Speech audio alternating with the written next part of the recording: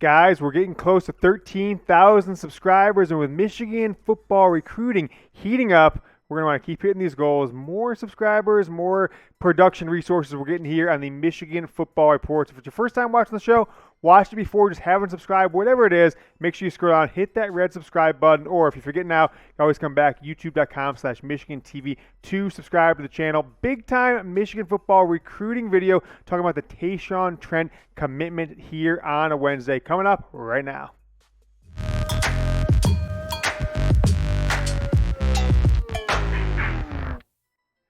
Welcome into the Michigan Football Report by Chat Sports. I'm your host, James Yoder, talking about Tay'shawn Trent committing to Michigan Wednesday afternoon. Michigan's second commitment of a big-time in-state player in just a matter of days. We all know the commitment on Sunday of five-star Will Johnson. Now we get Tay'shawn Trent, another Detroit area player. Didn't have as extensive of a offer list as some other players, but he's a top 300 player in the country by the 24/7 Sports Composite Rankings. Chose Michigan over, you see on the screen there, Michigan State, West Virginia, Kentucky, Indiana. He is a big athlete. Reminds some people out of Nico Collins, 6'4", 205 pounds. What I think this does, though, is four-star player in the state of Michigan. Michigan has been lacking recruiting and being the dominant program in the state of Michigan. Ohio State doesn't have that issue.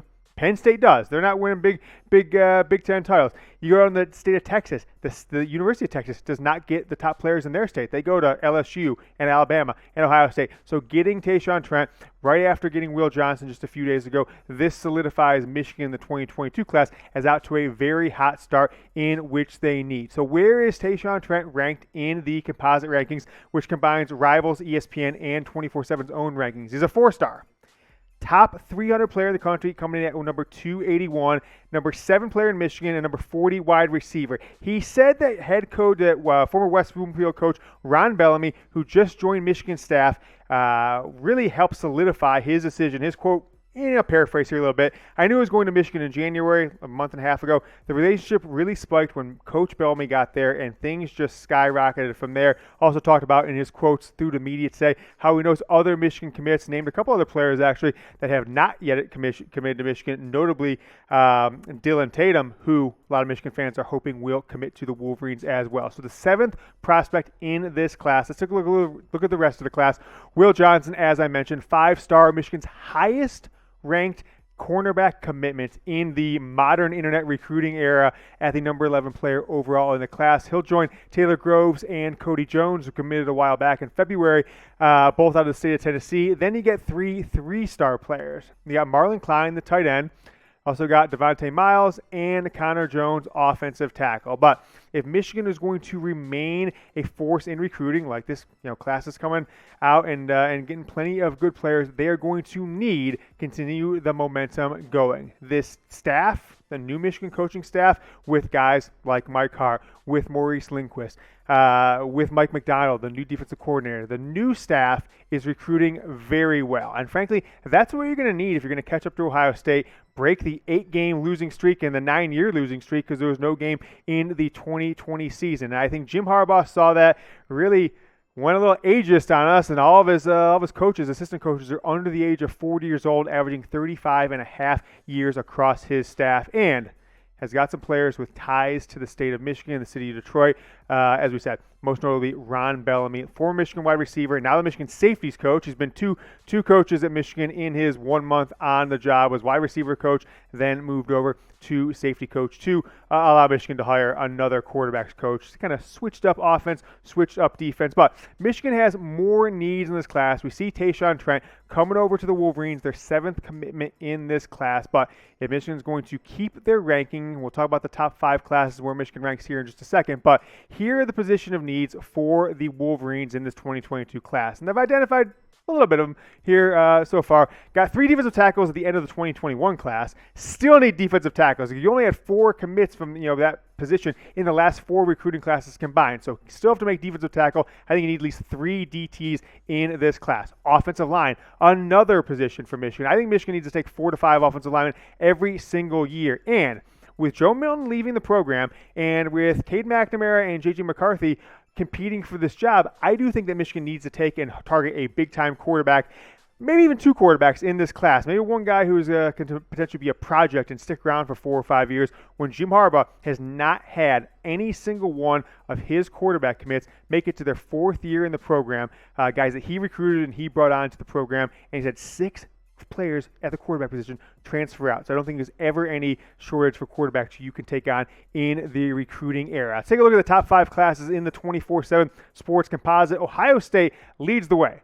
They've got 3 of the top 15 or so players in the country. They've got a 5-star quarterback, the number 1 player in the country in Quinn Ewers.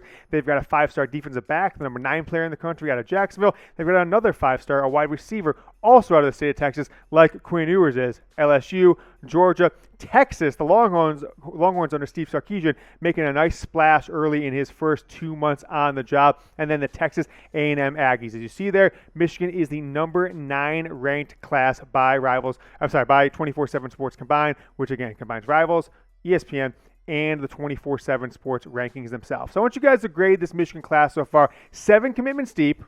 4 of them are 4 stars or better, but Michigan has lost 3 prospects that were 4 stars or better already. Miles Rouser a long time ago, then just a couple commitments here in the last month or two after Don Brown was replaced as defensive coordinator, kind of the Don Brown guys, as some people like to call them. So with Tay'shawn Trent coming on, I like the momentum that this Michigan football staff has put together.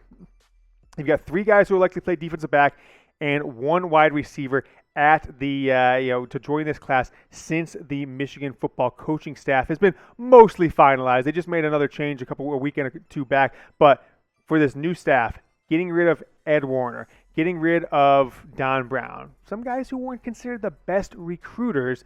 Now Michigan has a pretty good bit of momentum going here with this class. Let's take a look at the class one more time before we wrap up here on the Michigan Football Report from Chat Sports. Will Johnson, 5-star, the shining star. I think he'll be the best player in the class no matter what happens. I don't think there's any players ranked above him that Michigan is in contention for getting. Taylor Groves, Kody Jones, they committed within a couple days of each other back in the month of February. Both top 300 players, both 4 stars who I think will end up in the secondary.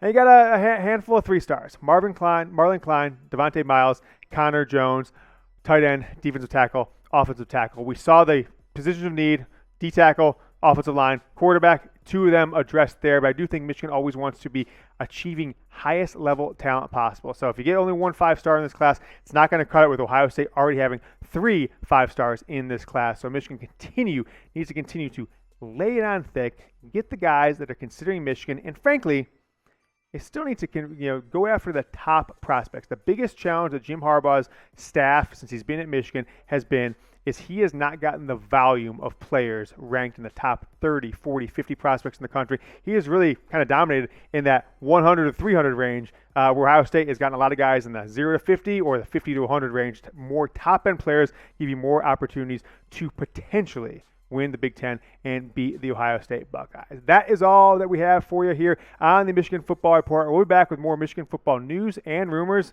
in a matter of days.